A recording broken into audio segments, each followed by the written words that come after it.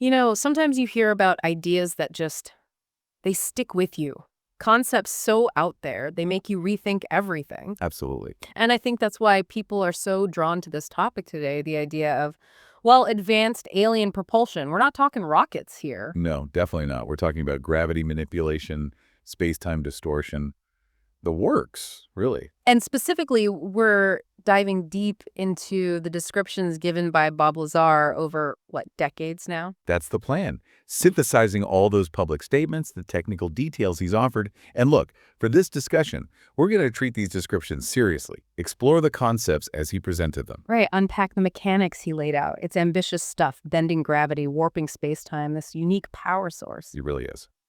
So let's get into it. Where do we start? The core propulsion concept. Yeah, the foundation seems to be that triangular arrangement of gravity amplifiers, he called them. Exactly. 3 gravity amplifiers set up in a triangle around a central reactor. That's the heart of the system, according to Lazar. And their job is basically to take power from that reactor. And then amplify gravitational waves. Yeah. They're manipulating space-time itself. I remember seeing that sketch he did way back, was a KLAS TV, showing them equidistant with the reactor in the middle. Yes, that 1989 sketch. It showed the layout reactor feeding the amplifiers and their output channeled down to emitters at the bottom of the craft.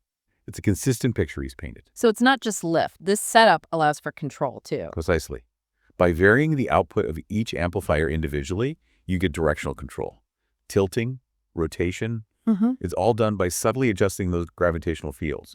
No fins, no thrusters needed. Like a very delicate gravitational balancing act. More power here tips it that way. Got it. And then for the big jumps, interstellar travel, what he calls delta mode, the whole craft shifts. Right. It orients itself differently. Yeah, it aligns belly first toward the destination. That way, all 3 amplifiers can focus their energy, really concentrate those amplified gravity waves in one direction. Pouring all the power towards the target. But what about just hovering or moving around locally? You mentioned stability. Good point. In Omicron mode, that's the low-speed atmospheric mode, those 3 points, the amplifiers, they act like gravitational anchors. Gives it some stability. Some stability, but not perfect. Well, Lazar himself said it could be tricky in that mode. We can get into that. But it contrasts with delta mode, where they're all working together, synchronized, creating one powerful, unified field. Okay, Omicron and Delta. Let's really break those down. Yep. What's the fundamental difference in how the craft operates in each? So the big difference is how many amplifiers are really doing the heavy lifting and how they're interacting with space-time. Let's start with Omicron. That's for, hovering, zipping around near a planet. Okay. In that mode, usually only one amplifier is actively generating a focused gravity wave at a time. Just one. That sounds precarious. It can be. Lazar's analogy was like a cork in the ocean, just bobbing on that one point of manipulated gravity. Which explains why he said it's affected by weather. Exactly. He stated, in that mode, they're very unstable and affected by the weather. Makes sense if you're balanced on a single gravitational point in a dynamic atmosphere. So what's that single amplifier actually doing to gravity? It creates this localized gravitational field, but crucially, it's oscillating out of phase with Earth's gravity. A 180-degree phase shift, he specified. And that phase shift does what? It effectively cancels out the craft's inertia within that local field. Wow, okay. Inertia cancellation just from one active amplifier in Omicron mode? That's significant. It is. Now compare that to delta mode. This is for the serious travel interstellar distances. Right, the fast mode. Here, all 3 amplifiers fire up and they have to be perfectly synchronized, working together in absolute harmony. All 3, maximum power focused. The effect must be huge. Immense. And there's that reorientation step first. The craft tilts, points its belly where the emitters are, right at the destination star or coordinate. And then they focus that combined energy. Yes, all 3 synchronized amplifiers pour their amplified gravity waves onto that single point in space-time. Creating what exactly? Lazar described it as a pinch. They create this intense, localized distortion, pulling that distant point in space-time towards the craft. Think of stretching a rubber sheet. And then grabbing a point far away and pulling it closer. Exactly that analogy. You're warping the medium itself. Okay, so the destination is pulled closer. Then what? Then the field is disengaged. Space-time snaps back, like releasing the pinch on the rubber sheet. Ah, and the craft rides that retraction. That's the idea. It gets carried along as space-time returns to normal, covering that now shortened distance almost instantaneously. No linear acceleration through space. So that's the faster-than-light mechanism, not moving through space faster than light, but moving with space-time itself as it's manipulated. That's the core claim. Moves with space-time rather than through it, as Lazar put it. It sidesteps Einstein's speed limit. He also mentioned observable effects warping starlight around the craft, localized time dilation. Things you'd expect near intense gravity wells. Right. And even potential invisibility if the distortion folds in a certain way. He mentioned a heart shape, 360-degree donut shape. Plus, those visual effects like heat haze off a road or a blue corona discharge on takeoff. It hangs together conceptually, at least. Okay, let's talk power. The reactor, the thing at the center driving all this. The gravitational field generator, yeah, the powerhouse. Its job, according to Lazar, is to hold element 115 and bombard it with protons. Element 115, the linchpin of the whole thing, and probably the most controversial part. What happens in that bombardment? He described a very specific reaction. A proton hits the 115 nucleus, transmuting it briefly into element 116.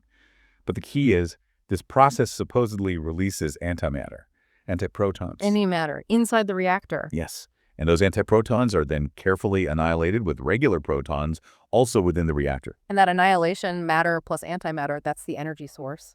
That's the claim. Direct mass-to-energy conversion. Incredibly efficient. And crucially, Lazar stated this energy is released directly as gravitational waves. Not heat, not radiation primarily, but gravitational waves. That's what he said. The very waves the amplifiers then boost and direct. A completely different kind of energy production. What about the reactor itself, its structure? He described two main levels. The upper level holds the amplifiers and navigation sensors. The lower level has the gravity emitters that project the waves downwards. And the wave itself? Any specifics? He called it a longitudinal gravitational wave. Said it propagates differently and is key to bending spacetime. It's also what lets the craft sit on its own gravity wave when hovering in Omicron mode. He gave some physical details too, didn't he? Size, shape. Yeah, relatively small, hemisphere-shaped, size of a basketball, with an 18-inch square plate nearby. And that odd detail about a force field that repels flesh. Right, the keep your hands away. Field and operational details. A specific frequency, 7.46 hertz. Claimed 100% efficiency using a thermionic generator. And maybe the weirdest part, activation by proximity. No wires, no switch, just get near it and it powers up. Borderline magic, he called it. Borderline magic indeed. Okay, let's refocus on the amplifiers. We know they boost the reactor's output. How exactly do they work? Their main job is just that. Amplification, taking the reactor's gravity waves and making them much, much stronger. Lazar's phrase was turning up the volume. So gravitational power boosters. Pretty much. But they also provide the fine control. Modulating the output of each one lets you steer. And in delta mode, getting all three perfectly synchronized focuses that energy into a coherent beam. You mentioned shaping the field, too. Yes, in delta mode, they supposedly shape the output into a cone. That conical field is what compresses space-time ahead of the craft, creating that pinch. Sounds like it needs incredible precision. Absolutely critical. Lazar stressed this. If the amplifiers aren't balanced, the whole system goes haywire. It suggests a system operating right on the edge, very sensitive. And how do they achieve that control? He said they run at 100% power but use phase shifting between 0 and 180 degrees and pulsing to control the output. They're rectangular units, connected by pipes to those emitters. The trash can-like emitters. Yeah, inverted trash cans. And he mentioned seeing a demo where 3 focused their beams to a point just 9 or 10 inches across. Super precise. Plus, the emitters can rotate 180 degrees to direct the beam. Incredible control. Okay, the fuel itself, element 115. Let's get deeper into that because it's the really challenging part for known physics. It really is. The absolute core of Lazar's technical claim and the biggest departure from established science. His assertion is about a stable isotope of element 115. Moscovium-291, he named it. Stable, unlike the ones we've synthesized in labs, which decay almost instantly. Exactly. He claimed this isotope has a half-life over 20,000 years. That stability is key. And this stable version is what undergoes that reaction. Proton bombardment leads to element 116 momentarily. And in that process, it releases antiprotons, which then annihilate with normal protons in the reactor. And that's the energy source, the matter-antimatter payoff. That's the claim. Direct mass to energy, highly efficient, generating those gravity waves. This explains the alleged fuel efficiency. Which was astronomical, right? He talked about a relatively small amount, maybe 223 grams, lasting 20 or 30 years. Said a 55-gallon drum could power it for decades. Just phenomenal energy density from antimatter. And the implication was we couldn't make this stable version. Right. He claimed the U.S. government had acquired it but couldn't replicate it, hence the extraterrestrial origin story. He also mentioned a melting point, 1,740 degrees Celsius, just another specific detail. Staggering claims. Okay, let's revisit the propulsion mechanism itself, space-time bending. How does generating gravity waves actually move the ship? Right, it's not thrust. It's manipulating the road itself, not pushing against it. Hmm. Step 1, target selection. Lock onto the destination coordinates. Then fire up the amplifiers in delta mode. Exactly. Synchronized, focused. They create that intense gravitational pinch at the target location, pulling that point in space-time closer. Creating a temporary wormhole-like shortcut. Sort of, yeah, a distortion, a shortcut.